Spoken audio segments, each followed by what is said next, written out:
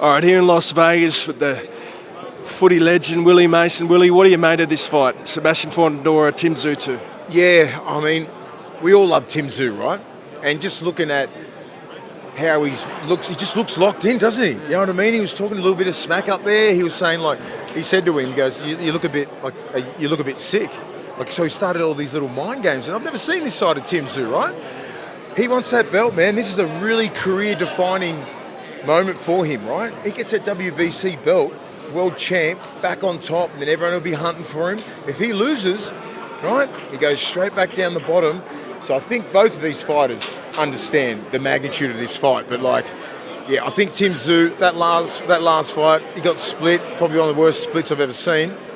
Still, what a fucking performance, right? To even get through those 12 rounds. If he just fights what he was doing in the first couple of rounds, I reckon he beats him quite easily. I think just his power, like, you know, like he's 6'6", right? 72 kilos. Not sure where he's going to get his power from, where Timmy's like, he's got power, man. Just, you know, obviously we're a bit biased, right? We all want Tim Tszyu to win because, like, you know, he wins this, he comes back to Australia and he's just arguably our best boxer. Him and Jai McAllister. So, I love the week. I've never been here before. I've been to Vegas before, right? But I haven't experienced the fight week and all this kind of stuff. There's a lot of standing around and doing nothing, isn't there? I sat over there for fucking 3 hours.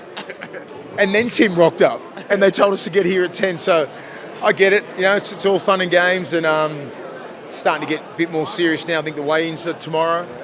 So I'm not going to get here at 10. I'm going to get here when Tim gets here.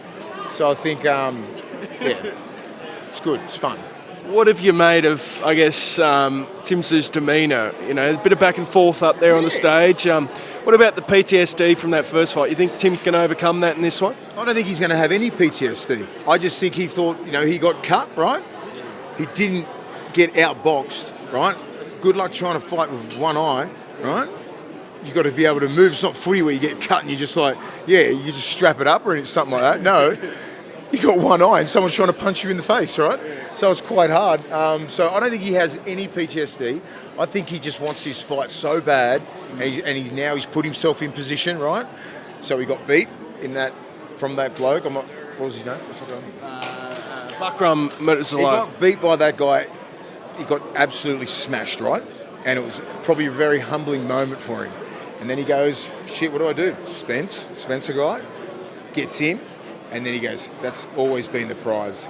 And I think he's so locked in and confident. Like, I don't think, you're talking to Timmy over there, he's like, he's not got any doubt in his mind that he's going to fucking knock him out. What about, you know, you'd been at the absolute pinnacle of sport. Yeah.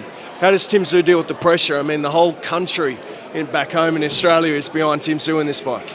Yeah, I asked him a question over there and I said, look, when you're abroad, I think Aussies really galvanise and they get real patriotic behind their fighters. When you're fighting in Sydney, you sort of expect that all the time, and like, you know, they're just there supporting you, right? But he can really feel the energy, the good energy all coming from Australia, and that adds a little bit of pressure. But he's a pro.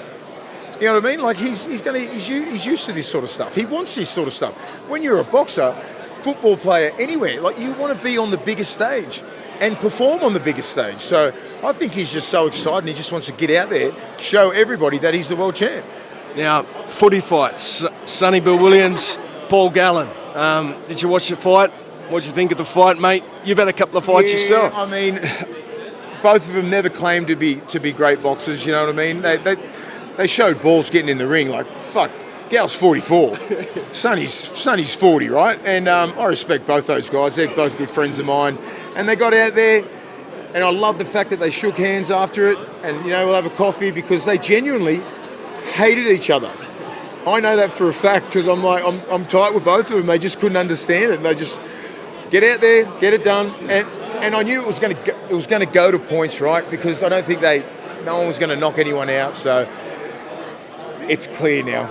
It's done. They've had a fight. You know what I mean? So it's all up in the air. Bit of controversy there with the scorecards. Yeah, what'd you make of that? Well, I'm not a judge, right? But I'm like, I go by the optics, and I'm like, fuck, it could have went either way, right? like Sonny, you look pretty dominant in some rounds, and then, but Gal's a smart tactical boxer, right? He just gets in there and like body shots, they score, right? And Sonny was dominating him. And even Gal goes, he was getting me with a lot of uppercuts. Then he just stopped. And he goes, thank God, because he was getting a little bit rattled. So I'm glad they got it out of the way. End it, have a coffee, shake hands, done. So what's left for Willie to do in Vegas this week, mate? What's on the agenda? There's plenty for me to do. I've got to go. Obviously, I've got media commitments and everything like that today and tomorrow. So after tomorrow, I think we're pretty much wrapped. Then we can sort of have a good time, right? I mean, we've had a few little cracks here and there, but nothing crazy. Nothing crazy. I've been in bed by 10 o'clock. Yeah. Like I had a couple last night. I went, fuck, I'm tired. So I went straight to sleep. 8 hours sleep, fresh as hell today. It's dangerous. Yeah, good. All right, thanks so much, bro. Appreciate it. Thank you, mate.